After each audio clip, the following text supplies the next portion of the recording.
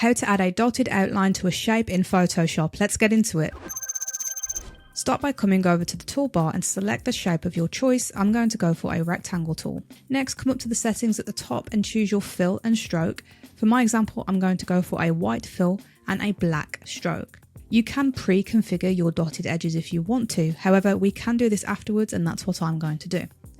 Next, just simply click and drag anywhere on the canvas to create your shape. Hold Shift if you want it to be a perfect shape.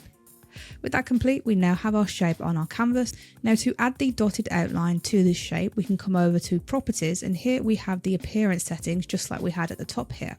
So to get the dotted outline effect, click into this drop down and you can choose from the 3 options. For this example, we want the dotted.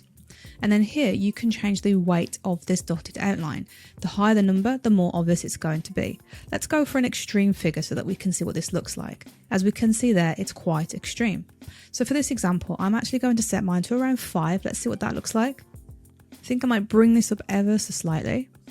Now that looks great. There are other things that you can configure within these settings. So over here we have the positioning of this stroke. So you can set the align type. Click into here. So here we have center, we have inside, and we also have outside. You're going to want to select the one that works for your project. Now this is something that you can always come back to and reconfigure afterwards. If you ever click out of it and then go to work on another layer, you can always click back into this and come back and change these settings. And that's all there is to it.